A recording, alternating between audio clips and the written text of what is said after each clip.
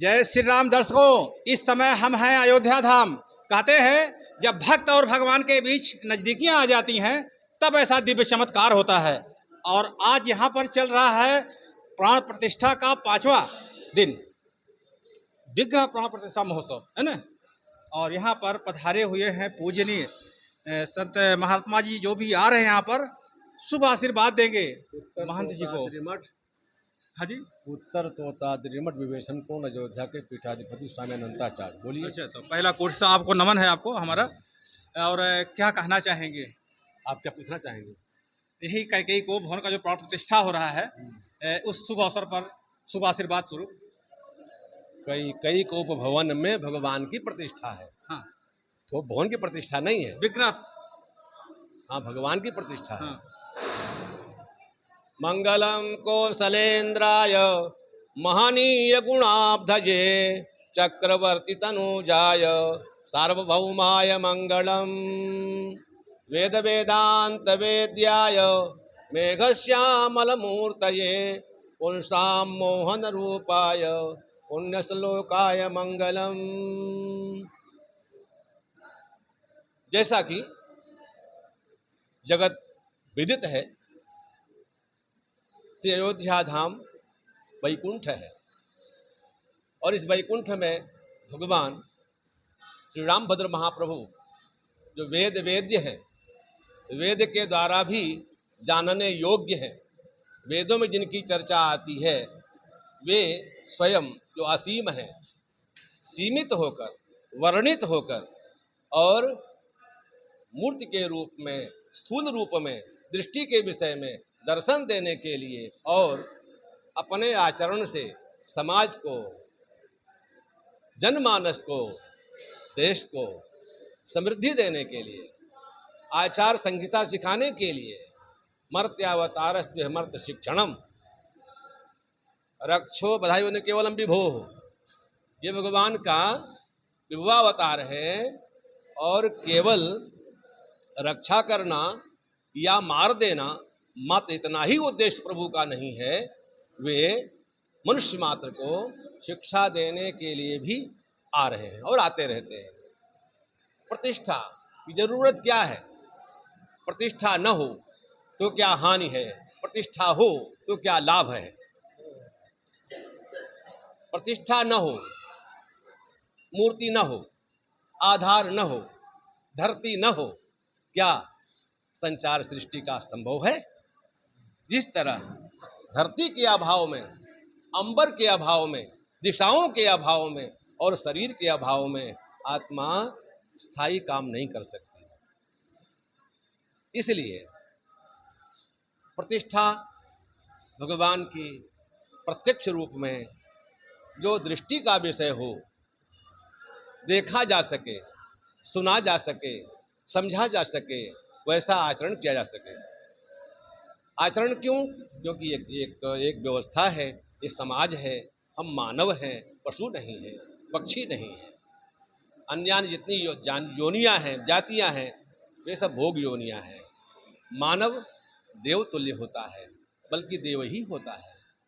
वह अपने आचरण से, स्वयं के आचरण से समाज को, देश को, राष्ट्र को समृद्धि देता है। प्रभु के इस कैकेयी को भवन का अन्वर्थ नाम है। यदि माँ कैकेयी भगवान को 14 वर्षों तक वनवास में न भेजती और न भेजने का और भेजने के कारण क्रोध भी ना किए, कोई काम बनता भी नहीं है। सीधी उंगलियों से घी नहीं निकलता। दूसरी बात, एक ऐसा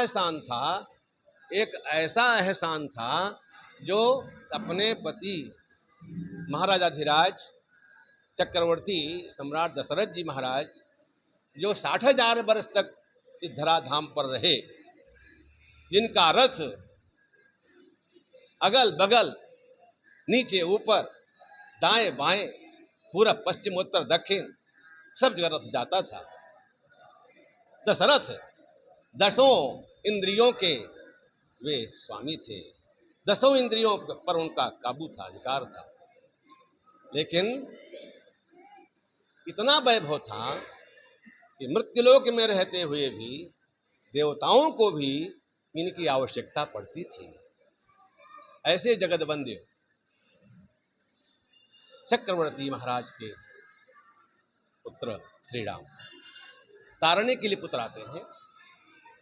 भागवतकार कहते हैं, मेरी समता व्यक्ति 3 प्रकार से प्राप्त करता है। प्रतिष्ठया सार्वभौमम, जो मेरी प्रतिष्ठा करता है वह सारी धरती पर उसका अधिकार, उसकी समता, उसकी ममता, उसका महत्व, उसका अधिकार हो जाता है। प्रतिष्ठा से समस्त भूमि में उसकी प्रतिष्ठा हो जाती है, सब लोग उसको जानने लगते हैं। हम आपको सम्मान देंगे, आपके माध्यम से सारे समाज को ज्ञान होगा। नहीं, ये सम्माननीय हैं, आदरणीय हैं, पूजनीय हैं, वंदनीय हैं। प्रतिष्ठया सार्वभौम। और मंदिर के बनाने से मंदिरम कार्य दृढ़म आता है।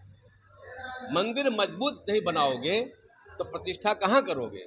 प्रतिष्ठा करोगे और पूजा नहीं करोगे, भोग नहीं रखोगे तो बुलाने क्या मतलब है? किसी को निमंत्रित कीजिए और उसको भोग न दीजिए, श्रृंगार न कीजिए, सम्मान न दीजिए, आरती न कीजिए, वो नाराज नहीं होगा। आपके खिलाने से उसका पेट भरता है ऐसी बात भी नहीं है। आप सम्मान करेंगे तो सम्मान होगा ऐसी बात भी नहीं है। सम्मान करने लायक आपको बनाया उसने, सृष्टा ने सृष्टि के माध्यम से अपने को ही पूज्य के रूप में, पूजक के भाव में दोनों का दर्शन कराया। वो एक ही है, लीला करते हैं, संचार करते हैं, सब में रमण करते हैं। लेकिन वो सब में रमण करने वाले श्री राम अपने भक्तों के परवश होकर वे स्वयं आचरण करके, खाली कहकर ही नहीं, आचरण करके दिखाया। और माँ कैकेयी का बहुत बड़ा उपकार है। उन्हें समाज कुछ भी कहता हो, लेकिन राम जी जैसा बेटा न उनको मिला। वो कहती थी, अगर मेरा जन्म हो तो हमको राम जैसा बेटा चाहिए, राम जैसा बेटा चाहिए। और वो इतना प्रेम करती थी, लेकिन वनवास क्यों दिया? उनकी ही इच्छा थी। रामायण 100 करोड़ हैं। एक रामायण में आता है, एक बार कैकेयी जी और महाराज दशरथ जी भ्रमण करते हुए किष्किंधा पहुंच गए। महाराज बाली का राज्य था और वो तो आधा तेज ले लेता था, वरदान था उसे, इंद्रपुत्र था वो। कैकेयी को देखा, बहुत सुंदर है, इन्हें एक चीज देना होगा, या तो ये अपनी पत्नी दे दें या अपना मुकुट दे दें, दोनों में एक देना होगा। जब कैकेयी के प्रस्ताव रखा, आपकी स्त्रियां 3 हैं, बहुत हैं, 360 हैं, आप एक हमको दे दीजिए। कैकेयी वीरांगना थी, बुद्धिमती भी थी। उसने प्रस्ताव रखा, ऐसा करिए, मुकुट दे दीजिए। जो सर पर मुकुट था महाराज के, वो गिरवी रख दिया। जो राजे महाराजाओं के द्वारा जब जब भी कोई वहां बैठता है सिंहासन पर, वो मुकुट रखा जाता था। अब वो मुकुट गिरवी हो गया। एक कारण यह भी है कि जब राम राजा बनेंगे तो मुकुट तो है ही नहीं, हमारे राम के सर पर कौन सा मुकुट रखा जाएगा? इसलिए भी राम को तो जाना पड़ेगा। एक कारण ये भी है। दूसरे, रावण जैसा दुर्दांत जो बार बार अयोध्या पर आक्रमण करने के लिए चैलेंज देता है, जब भी कोई यहाँ राजा बैठता था सिंहासन पर तो वो चैलेंज करता था, लड़ो, युद्ध करो मुझसे, युद्ध करो मुझसे, लेकिन परास्त होता था। एक अनरण्य महाराज थे जिनको उसने धोखे से मार दिया था। तब उन्होंने श्राप दिया था कि तुम हमारे ही अयोध्या के राजप्रासाद के अंदर पैदा होने वाले एक राम होंगे जो तुम्हारा सकुल संहार करेंगे। तो उनका श्राप भी था, श्राप बहुत था उसके ऊपर। अनचाही स्त्री पर हाथ डालोगे तो तो 100 टुकड़े हो जाएंगे तुम्हारे सिर के। एक ये भी बात है। बहरहाल तो प्रतिष्ठया सार्वभौमम सद्मना भुवनत्रयम, ये सद्म है, दिव्य देवालय है, मंदिर है। अगर प्रतिष्ठा करेंगे तो कहाँ करेंगे? मंदिर में करेंगे। तो मंदिर मजबूत बना के, सद्म बना के और उनकी प्रतिष्ठा करे तो तीनों लोकों में प्रतिष्ठा उसकी हो जाती है, तीनों लोकों में उसका मंदिर बन जाता है, निवास बन जाता है। पूजा दिना ब्रह्मलोकम, और पूजा अर्चना भोग राग की व्यवस्था करने वाले की ब्रह्मलोक की प्राप्ति होती है उसको। त्रिविध साम्यताम यात, इन तीनों कैंकर्य मन सेवा के द्वारा उस साधक को, सेवा उपासक को हमारी समता प्राप्त होती है। उसको भगवत भागवत आचार्य कैंकर्य संपन्नता होते हुए एक भगवत स्वरूप हो जाता है। जबकि भगवत स्वरूप होने पर भी पूर्ण भगवत नहीं बनेगा, क्योंकि श्रीपति होना, सीतापति होना, राधापति होना, लक्ष्मीपति होना, शक्ति का पति होना, ये सामान्य जीवों का काम नहीं है। वो ब्रह्म है, सर्वत्र है, सत्ता संपन्न है, वही कर सकता है। तो जगत कर्तृत्वम श्रीपतित्वम, ये दो काम जीव नहीं करेगा। हाँ, तो कैकेयी को भवन का अन्वथ नाम है। भगवती कैकेयी के द्वारा कोप किए जाने पर दशरथ महाराज जी ने उनको वनवास दिया, पर मुंह से नहीं कहा, इशारे में। वो तो बाद में कहते थे, आशुतोष प्रभु, आशुतोष तुम औढ़र दानी आरथ जन जानी। लोग कहते हैं हमारा बेटा कहाँ नहीं मानता है, लेकिन वे भगवान शंकर से कहते हैं, दशरथ जी प्रभु आप ऐसा करिए कि हमारा बेटा हमारी बात न माने। दुनिया कहती है हमारा बेटा हमारा कहना नहीं मानता, प्रभु हमारे बेटे को हमारी बात मानने के लिए बाध्य कर दीजिए। दशरथ जी कहते हैं, हे प्रभु आप औढ़र दानी हैं, आशुतोष हैं, ऐसा वरदान दीजिए कि हमारे बेटा राम हमारी बात न माने। ये इतिहास है। तो ये अन्वर्थ नाम है, और अपने इतिहास को अनुप्राणित करने के लिए, जीवित रखने के लिए जो सर्वकार के द्वारा वहाँ का स्थान, पुराना स्थान था, उसे यहाँ दिया गया। चलिए, अयोध्या ही है, ये भी अयोध्या है, रामकोट है। तो राम का कोर्ट है, राम जी यहाँ बैठकर निर्णय करते थे।